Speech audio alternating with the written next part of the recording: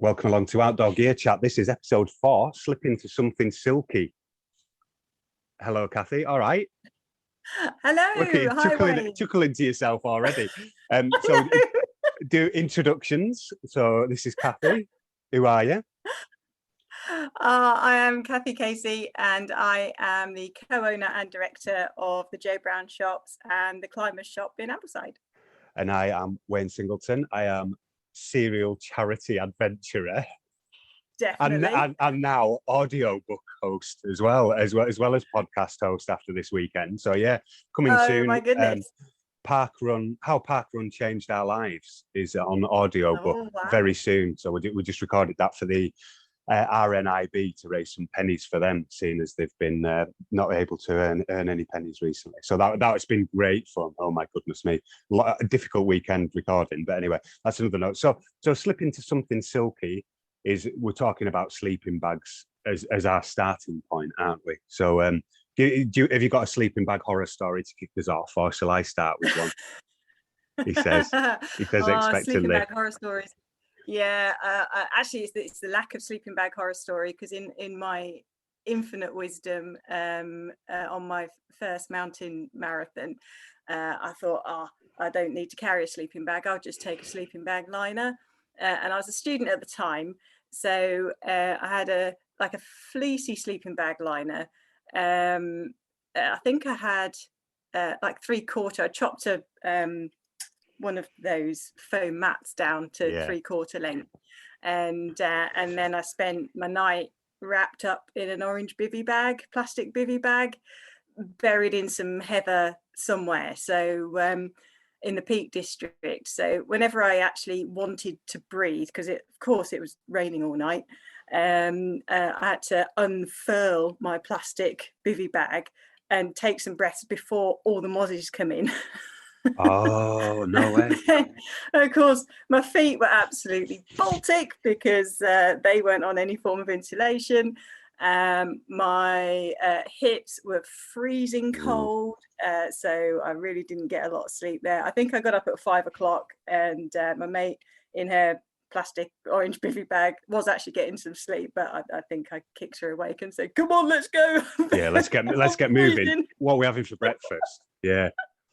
No, it's false economy in my view. I like to travel in a little bit of comfort, and my horror story is similar from when I was training for the spine, and it was just pretty awful weather, and we ended up we were trying to find somewhere to camp. We were going to camp behind a wall, and I had just a bivy bag, and my two friends, Andy and Chris, all right chaps, had tents. And it just hammered it down. So my bivy bag ended up full of water, and I was shivering. So Chris, bless him, in his one-man tent. Do you want to come in here? And he said he's never seen anyone move so fast. So he and I spent the night spooning in a one-man tent. And obviously I'm 6'6" and 15 stone, and he's a bit chunky and all. So it was a similar thing. 5 o'clock in the morning. And Andy went off, and we cooked breakfast in the ladies' toilets at Crowden anyway. So that's the first story to get out of it. So, funnily enough, I've had breakfast in a ladies' toilet on the Pennine Way as well. Yeah, well, we were talking the other week. Wasn't that Gargrave? Was that right? That's Gargrave. No, this is in Horton, actually. Yeah, Horton, right. Okay, Gargrave is a favourite of mine. I was. I think they've closed it now. Anyway, we'll move rapidly on, because we do need to talk about actual sleeping. Yeah, because sleeping bags, they're silky, they're gorgeous, they're lovely. You can slip into them. You can use a silk liner if you wish. Silk being the ultimate in wicking fabrics, natural wicking fabrics. It's amazing, but it's not a cost-effective option these days, it has to be said. There are all sorts of other lightweight options. Some have got built-in insect repellent as well. There's and then there's also ones that are very warm as well, that will boost the rating of your bag. So a super lightweight liner will work extremely well at keeping your bag clean, because if you're getting in and out of it and you're mucky, you can just chuck the liner in the wash and not have to worry about your sleeping bag. But if you've got a lighter sleeping bag and you're wanting to use it at a cooler time of year, you can just pop a insulating liner in to boost the warmth of your bag as well, which is quite a handy thing. Right. Okay. So I must admit, my silk liner wasn't that expensive in the grand scheme of things. But you see them around, like, well, they do go for ridiculous prices, don't they? But so I think I bought mine for about 30 quid or something like that, to be honest. But that was a good few years ago now. How much do they go for now? I think the price has rise quite a bit in recent years. I think we've got one in stock which is around about 60 at the moment. Yeah. I've no idea if there's a animal welfare story here for the poor little silkworms. I don't know, but maybe I should do some research into that. But then I guess the alternative is it's going to be man-made products, isn't it? If it's not silk, it'll be, as we've discussed in previous ones, it'll be plastic of some way, shape, or form. So what are the non-silk ones made from then? What are they?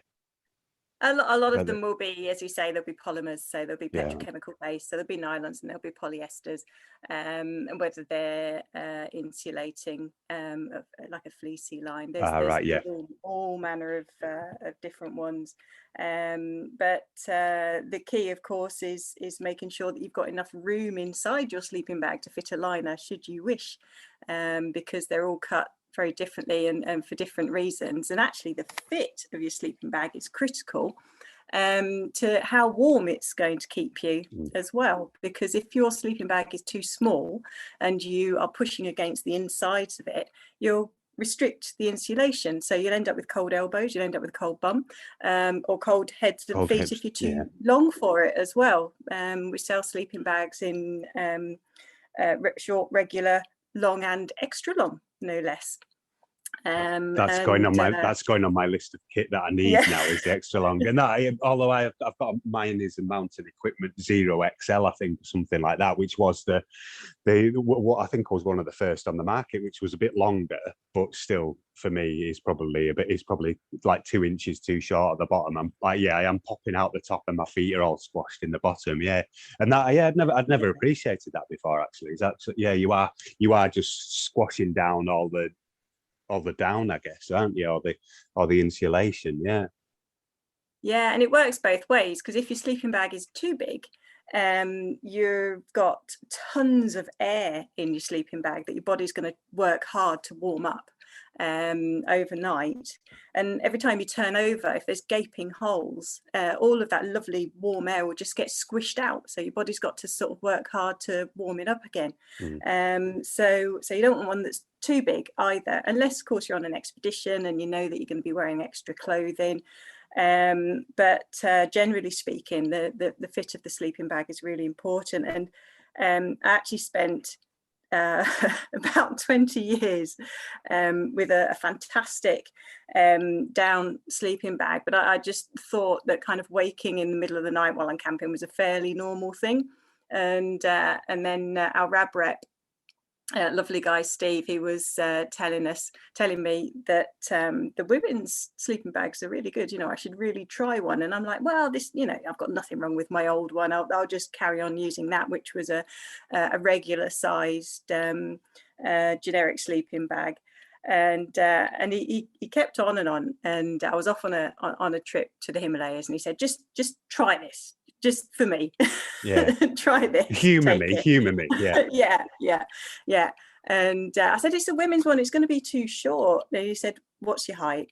I said, my height. He said, no, this will just fit you. And I'm like, I'm not sure about this. Anyway, packed it up, took it with me. Like this, I'm not going for the short girly one. No, I want like your face is like, I don't want none of those girly ones. It won't be long enough for me. And here be a major societal problem. yeah And it'll be pink again. So off you went. I took the ladies' sleeping bag with me, and I just had the best night's sleep the whole trip through. It fit properly around my head. I wasn't pushing against the bottom of the top. I thought I would be, and I'm probably on the maximum amount for it, because there wasn't really enough room to put a load of clothes around my feet, which I like to do to keep my feet warm at night. Right.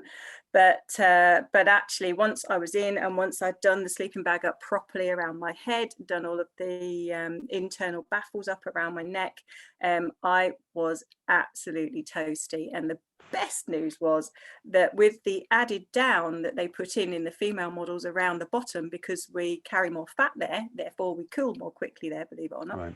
Right. I didn't wake up with a cold bottom. So I'm totally sold now. If I have any ladies in the shop and they're like, "Well, I'm not sure about a women's sleep bag," I'm like, no. Yeah. Let me tell you a story. Yeah. 20 years story of somebody who should know a lot better. Yeah, brilliant. And are we allowed to tell the story about the zipping 2 sleeping bags up? Can we do that on record as well, or is we it's can. all right? Well, I'll tell perhaps a slightly absolutely, yeah. Go on. So because we were talking about zipping 2 sleeping bags together, and you said no matter how close a couple you are, you shouldn't do that. I think that was your starting point, wasn't it? Yeah. No, you can buy left and right sleeping bag, left and right zipped sleeping bags, and that's a really important thing when you try a sleeping bag on in the shop, which is really important to do to make sure that it fits you. Do try opening and closing the zip, because if you find it tricky in the shop, when you need to get out of your sleeping bag in the dead of night in a hurry, it's going to be really hard. So make sure that zip is on the right side. If you're left-handed, then a right side zip, because you reach across yourself to open the zip on a sleeping bag is a lot easier than trying to dislocate your elbow to open it up. I can see you doing the practicing the old zips. Reaching across yourself. I know, I'm confused now, which I think mine might well be on the wrong side thinking about it now. But yeah. So you can get those left and right zip sleeping bags to zip together, as you say. And I do have to say, my husband and I have been together in a solid relationship for 30 years. We love each other dearly, but we zipped our mummy sleeping bags together for half an hour and said, there's no way this is happening. Yeah. We are going to wake up divorced in the morning if we stay in this extremely limited space together. When I turned over, he turned. It was just a nightmare. Yeah, and especially in a mummy, I guess I have slept in like the square cut ones previously, which is it together, and they're not so bad because it's just a bit like a duvet. You just have the normal duvet issues. But the mummy, I have enough of a strap on with myself in a mummy sleeping bag, let alone with anyone else. And I just, it's terrible. Because that's the thing. I must ride around a lot in the night in sleeping bags anyway. And that whole, I always wake up with one of my hips, absolute agony in the morning, where I've obviously rolled over and then been laid on my sleeping mat. And then all the warm air's obviously just seeped out through my hip at some point, which is. I guess one of the issues. So, but I just wanted to. You mentioned the sleeping mat just in your mountain marathon experience as well. So, talk to me about that as well. So, sleeping mat. Where should it go as far as your sleeping system's concerned? Because it's critical. It's critical. If you think about your sleeping system, you've got your liner, you've got your sleeping bag, you've got potentially a bivy bag if you're needing to really boost the warmth of your sleeping bag. You can pop a bivy bag over it in a tent, and that will make a huge difference to how warm you are, because it reduces convective heat loss. All of that lovely hot air that you squish out of your bag when you turn over, that will keep it there next to you, so again your body doesn't have to work hard to warm it up. But your sleeping mat is what insulates you between all of the damp on the ground and your lovely toasty synthetic or down insulation in your bag. So your sleeping mat is critical. You can use 3/4, you can use a full length. You can buy some really funky like inflatable skeleton ones. Yeah, well, I've got one of those. I've got climate one, I think it is. It's absolutely incredible. They're amazing. But rather than the thermarest ones. There's tons. You can buy down-filled ones. You can buy all sorts, self-inflating ones you blow up with the bag.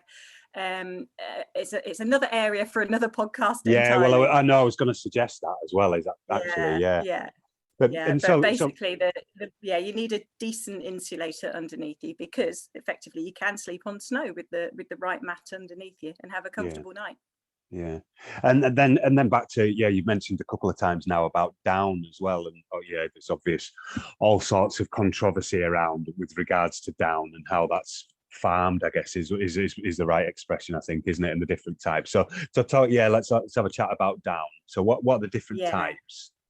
Yeah, well, you've got basically with down, you need to check it where it's come from. Cheap down is likely to have come from a disgustingly farmed, processed. You'll only ever want to Google live plucking once. It's diabolical. Yeah.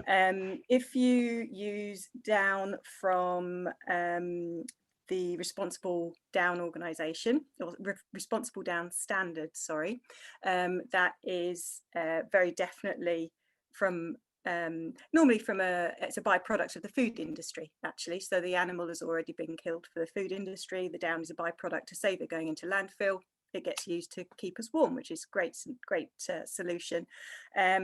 So all of the down that RAB, for example, use is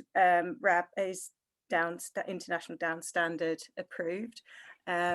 Mountain Equipment have their own down codex, which is phenomenal. Every single down product has a little code inside, and you nip onto their website, pop in the code, and you can see the farm where your down came from. Wow, awesome. So it's completely traceable, and that's the key, really. It's completely traceable.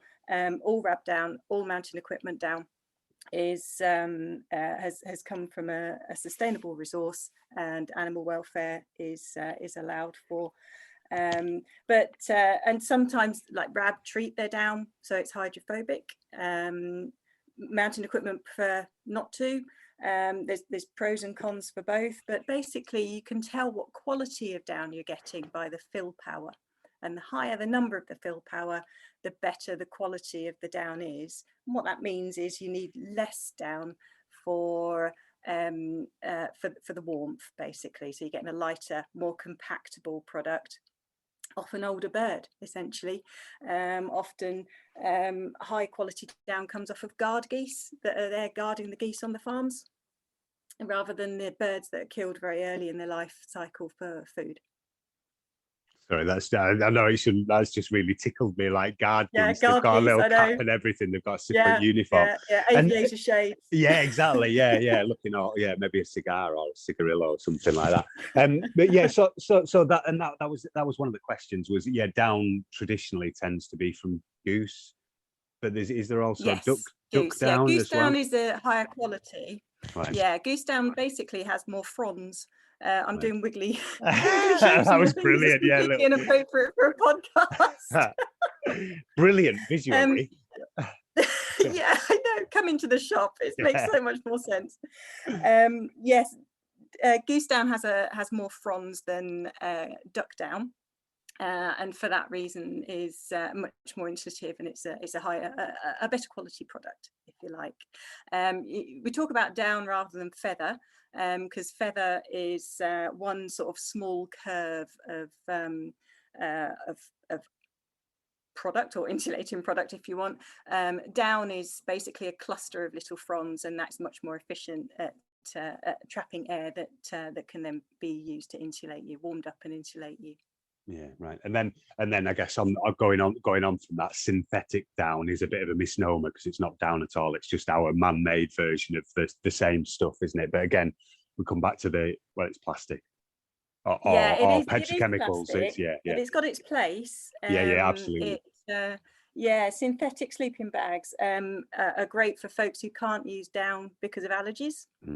And if you're going to a humid environment or a wet environment, so if you're sailing or if you're paddling, or if you're in a rainforest situation, then a synthetic sleeping bag is going to be a better option for you, because they are insulative by design. They will keep you warmer when wet, which down, once it gets wet through, it does lose its insulative qualities significantly. You find if you lay down a synthetic bag and a down bag next to each other of the same temperature rating, the synthetic bag is considerably lower to the ground than the down bag, so it's less loft. Yeah.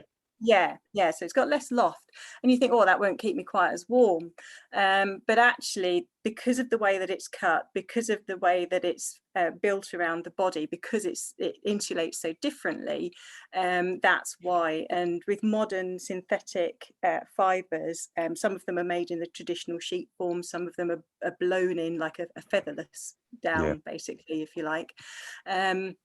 They do work very differently. They will often be a little bit heavier for the weight. They might be a little bit bulkier, but they're improving all the time. And I guess the point for mentioning the synthetic is that if we're going to be doing stuff in the outdoors, you've got that balance from a sustainability, environmental perspective, as far as, well, some of it's got to come from animals, or it is going to, or the counter to that is it is going to, currently anyway, going to be like man-made and synthetic products. And I guess you can't, it's not as though you can carry a Herdwick fleece around with you as your sleeping bag at the moment.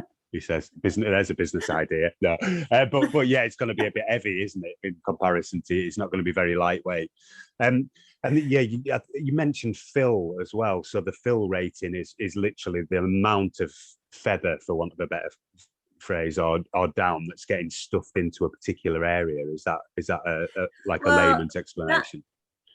The fill power itself, that number, that higher number, it comes about because a given, I think it's an ounce of down gets put into a tube and a weight is put on top of it, and the amount of cubic inches that down fills is the rating.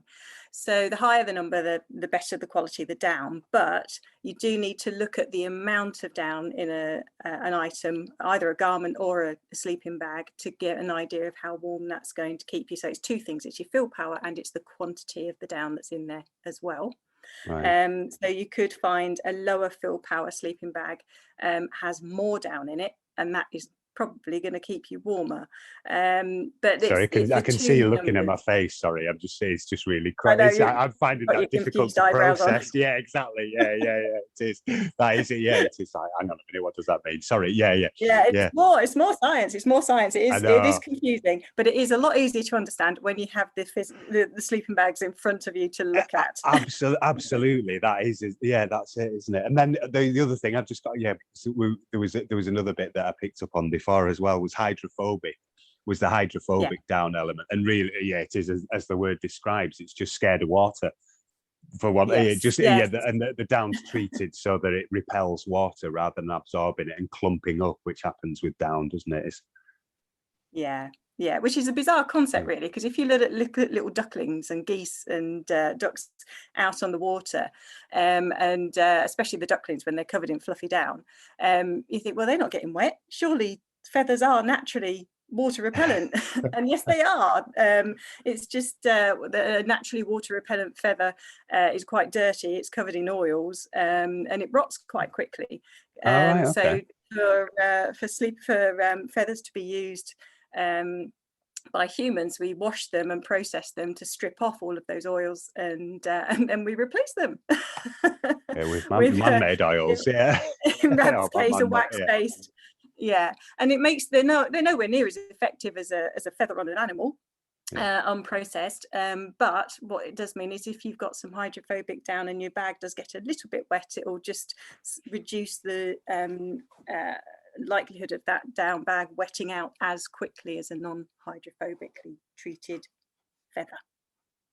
And then that leads nicely into maintenance for me, as far as looking after your sleeping bags and so on as well. Then, and that, like you said, if you're going to be using a sleeping bag and you're going to get stinky or dirty or whatever, it's a really good idea to use a liner, just because you can whip the liner out, wash that, instead of having to wash your sleeping bag regularly. Because my down one didn't go very successfully. I have to make that disclosure. It went a bit badly, to say the least. You washed it. So down sleeping bags, how should they be washed? Just Because I'll do a bad Well, job of explaining. they can be washed professionally. Both Mountain Equipment have down washing services for their own bags. There's also companies in Scottish Mountain Gear, Lancashire Sports Repairs, we've mentioned them before. Mountaineering Designs in Cumbria, they all offer professional down cleaning services, which you can use. It's worth doing, particularly if you've come back off a big trip, because it cleans the down, and particularly if you've got a down garment, it makes a big difference. Right. But you do need to be careful how you wash them. You can do your sleeping bag by yourself. What I have done previously is I've just filled the bath with water, hand washed it with down wash, either a Granger's or a knit wax product, and then I've let the water drain out, because what you don't want to do is lift it up, and old baffles can break and you can't see what's going on in a sleeping bag. There's a lot going on inside a sleeping bag to keep down in place. There's a huge amount of baffle work going on that's invisible, and if those baffles break, then your down's going to migrate. You're going to end up with big panels with no down and other panels full of it. And that's what's happened to mine. Yeah, that's what I did. Yeah, it's very easily done. Just let all the water out, leave it just drain, go off and have a brew, do something, come back, scoop it as carefully as possible into a plastic box before loading it into your tumble dryer. It does have to be tumble dried, can't be air dried. Right. Okay. Tumble dryer, you can buy again full kits including little balls, rubber balls, or you can use your own tennis balls, pop it in the tumble dryer, and those balls agitate the down, so they keep bashing it and moving it about, and that helps with the drying process. It takes a very, very long time to dry a sleeping bag in a tumble dryer, because it might feel dry on the outside, but you'd be able to feel the clumps of down inside, and it's not until all those clumps have gone then that's when it's dried. So transfer it in a basket, so you're not kind of pulling it and ripping the internal baffles. Pop it into your tumble dryer for a very long time. But that, I mean, it does work very well, and again, do the same on clothing, but use your down wash. There's every down product we sell, we have a pamphlet about down care, and if you buy a down product from us, you get a free knit wax down wash sachet that comes with it as well. But that down care leaflet actually will be downloadable very shortly off our website. I realised I haven't made that live yet, but there's also brilliant information on repairs as well on the RAB and Mountain Equipment websites respectively, and again on those other Scottish Mountain Gear, Lancashire Shoe Repair websites as well. Awesome. And then I think we've mentioned a couple of times about the seasons of sleeping bags as well. So it's 1, 2, 3, and 4. Is that right? It is literally the 4 seasons. 5 as well. Right? Yeah. Hence me inquiring. I wasn't sure whether that was right. So there are 5 seasons where sleeping bags are concerned. So what do they all mean? 2 seasons.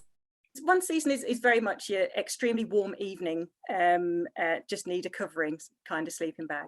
2 season sleeping bag will keep you warm roughly across the summer months, maybe late spring, early autumn if it's a very warm evening. A 3 season will keep you warm from the middle of spring, early spring, right through to the middle of autumn, end of autumn. 4 season will keep you warm year round. 5 season is your expedition bag, so that's designed for extreme cold. Now that season, you can look online and you can find a sleeping bag that will say it's a 4 season sleeping bag and it costs £60, and then you can go onto another website and you can find a 4 season sleeping bag that costs £600, and you think, how is this even possible? Well, that's because you are getting what you pay for. I mean, we've kind of just discussed a lot there. But also the season ratings, there's no industry standard again. A lot of good sleeping bag manufacturers have adopted the European and ISO ratings, which use a lab rating to give 3 temperatures. So this all starts getting really confusing. You pick up a sleeping bag and there's 3 different temperatures on it. Well, which one's going to work for me? There's a comfort, there's a limit, and there's an extreme rating. And those are taken from laboratory readings, which kind of just gives you a baseline. But those laboratory readings are from a dummy that is laying on its back, dressed in a base layer for 8 hours. It just measures its core body temperature for 8 hours. No one sleeps on their back, like you just said. You're thrashing about all over the place. You lay on a stone, you're moving around. No one sleeps on their back. So there's a lot of real world testing when it comes to sleeping bags. And there's a huge amount in the build and the shape and the design of how that fits around your body, just with clothing. So your comfort rating, that is, well, the official wording is it's the temperature at which a standard female in a relaxed posture will feel comfortable. Generally, women sleep colder than men. We all have a lower in our body temperature lowers when we sleep. So that's why we need added insulation when we sleep. You just naturally, your body lowers by a couple of degrees. So your comfort rating is a rating at which you can expect, assuming you're well fed, assuming you're well rested, assuming you've drunk enough, you can have a comfortable night's sleep at that temperature. Right, okay. The limit rating is the temperature in a laboratory at which a standard male in a curled up posture can sleep without waking for 8 hours, again making the large assumption that you've eaten well and you've drunk well. So if you're a man or if you're a warm sleeper, then that kind of rating may work for you. The extreme rating, that is in the laboratory a temperature that a standard female can remain 6 hours before risking hypothermia. So if you buy your sleeping bag on an extreme rating, then you're going to have some very, very cold nights. Yeah, it's going to be particularly uncomfortable. Yeah. It's a guide for emergency use and little else, really. That's it. I always say it's like, if you don't have this on, you're going to die, basically, isn't it? If you're not in the sleeping bag, you're gonna die. You need to be in there for mountain rescue, search and rescue, whatever. But if you're operating at that end in a Cumbrian summer, then it's probably not the right thing to be doing, as we're experiencing at the moment. You're gonna have a really, really miserable time. But I guess within those ratings, like you said at the beginning, you can adjust that with liners. For example, to get a potentially a cheaper season adding onto that, or like you said, a bivy bag as well. And bivy bag technology has come on hugely. Again, rather than it just being a sheet of tarp, it is a bit more high tech than that, isn't it? And I guess in many respects. But I guess there's another subject altogether with bivvies and bivvies, tents and tarps is another one, isn't it? Well, you can go for the waterproof fabric on the outside, or water resistant, fabric on the outside as well, because it doesn't necessarily mean your sleeping bag's going to be waterproof, but what it does mean is that there's it's harder for air to push out through, so it will be warmer because convective heat loss will be lower, but it does also protect your sleeping bag from moisture in the environment. So if you're in a tent, a very small tent in a very humid environment, and there's two of you in there, and you're going to be breathing out and you're going to make a very humid environment. Or if you're at high altitude, when you breathe out, if it's very, very cold, your breath condenses on the outside of the bag. It's really unpleasant having to peel the frozen thing off your face in the morning. And actually, that's the only time where I thought actually a beard would have been quite handy. Brilliant. So now you have an expedition fake beard. You wake up, nobody told you this about expedition. You wake up, you sit up, and you've got a bib. Yeah, just a bib of wet nasty around your sleeping bag where you've been breathing out. It's really grim. Lovely. Well, there's many things about expeditions that people don't tell you, isn't there? And none of them are pleasant. It's only the pleasant stuff that gets mentioned to you. We covered everything that I wanted to get out of that. So there's some of that rating where it's a good idea to be cautious depending on where you're going to be using the sleeping bag as well, isn't it? And that was one of the things when I've been working in retail before, where it's one of my first questions is, what do you want the sleeping bag for? Is it going to be, are you going bikepacking in Scotland? Are you camping in the Lake District? Or are you going to be in Spain or something like that? Because it's very, very different, isn't it, what you're looking to buy then? Yeah, it is. And it's also, you can then have a conversation talking through about, well, you could do this to boost the bag if you wanted to use it in the UK at colder times and everything else, and you can get a system that works for you. So it's really, it's a huge purchase. If you get it right, your down sleeping bag, if you look after it, again, 20 years easily, you can have it is going to be a lifetime friend, isn't it? Is that as far as sharing adventures with and so on? And I guess it is that, I think we've not said it as explicitly in the conversation, but you've got that balance between the weight of the thing, the seasons you're going to be encountering, the cost, and then what sort of fill you're going to have with that as well. So but like you say, buying cheap, you're going to be buying a few times, and having and it's, I mean, what's going to happen to those? They're going to end up in landfill. In fact, one thing just briefly to touch on is again, Rab Mountain Equipment use recycled down in their products as well. If you look for the down cycle hang tag on Mountain Equipment products, and if you look at for the pure hang tag on Rab products, both jackets and sleeping bags, they recycle the down and reuse it, and some of their polyesters as well are recycled as well. So they're really starting to close the loop on those garments and start making a big difference. That's awesome, isn't it? That's good. Good thing to hear. I think that's us. I think we've covered everything, have we, for today's subject? I think we've covered a lot. I think we've. I haven't got the time on the screen. I think we've whittled on a lot longer than we have in previous episodes. But let's not get started on that, because we'll be whittling on for another half hour. That's another episode. So we'll have to come back to stuff like sleeping mats, bivvies, tents, tarps, all that sort of gubbins. But the next episode that we'll have is mittens versus fingers, where we'll be talking about gloves. So plenty to tell on that one as well. That's for all sorts of reasons. So that's been Outdoor Gear Chat this week. So where can people find out more information, Cathy, as well, if they're interested in? Well, we've got a buyer's guide to sleeping bags on our website on www.climbers-shop.com. And there's also a world of information and links to manufacturers' websites about the down synthetic, about down care, about aftercare and repairs. And that is on www.joebrownoutdooracademy.com. Awesome. So thank you very much. Give us a like, share, subscribe, and all that sort of gubbins if you've enjoyed it. And you'll hear from us again rather next week.